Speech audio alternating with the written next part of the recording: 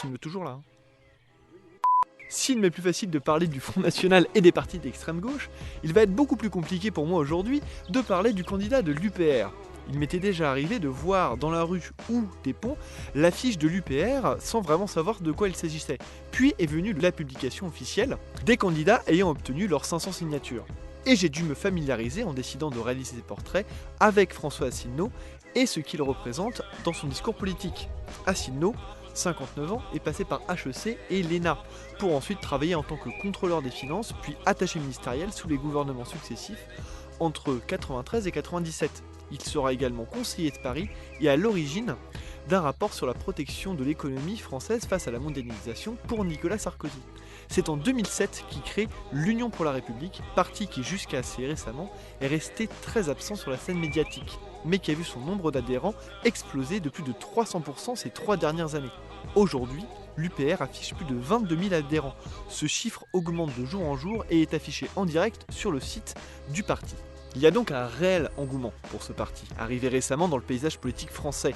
La première chose qui m'a marqué, c'est la présence importante sur Internet de ces militants et de leur jeunesse. Internet semble être un canal d'expression très important pour ce candidat qui fait régulièrement référence à l'audience de son site ou même de sa chaîne YouTube. D'ailleurs, si Asselineau se targue souvent d'avoir une grande audience sur YouTube, il est loin sur cette plateforme à être le candidat le plus suivi, puisque ce titre revient à Jean-Luc Mélenchon. Pour ce qui est des idées, c'est son discours et sa rhétorique qui m'ont marqué. Il s'appuie systématiquement sur des références historiques et textes de traités ou de lois pour soutenir ses thèses. D'ailleurs, ces conférences sont facilement entre 3 et parfois même 5 heures. Je fais emmerdé par les mouches. Il apparaît comme ayant réponse à tout et fait souvent référence à son expérience dans les différents postes qu'il a occupés dans différents ministères pour asseoir sa crédibilité.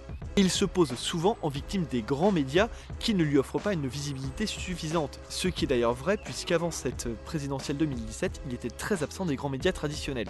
Son ton et sa stature montrent une image de patriarche et de guide qui compte nous mener vers la vérité. D'ailleurs, le thème musical utilisé dans son clip de campagne, ou pour lancer ses mythiques, inspire beaucoup une marche épique et héroïque vers la victoire.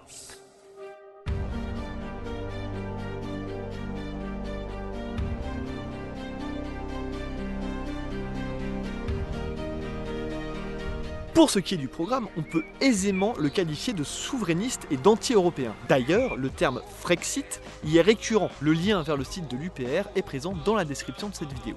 Il est également considéré comme complotiste par de nombreux médias, surtout à cause des références faites à la place des États-Unis via la CIA dans la construction de l'Union européenne ou encore dans la politique française et également des différentes guerres présentes au Moyen-Orient à l'heure actuelle.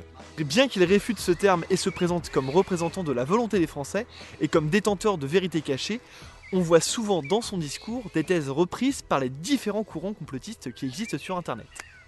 Voilà, c'est la fin de cette vidéo, j'espère qu'elle vous aura plu. N'hésitez pas à partager la vidéo, c'est très important. Je vous retrouve d'ici quelques jours pour un nouveau portrait. À bientôt!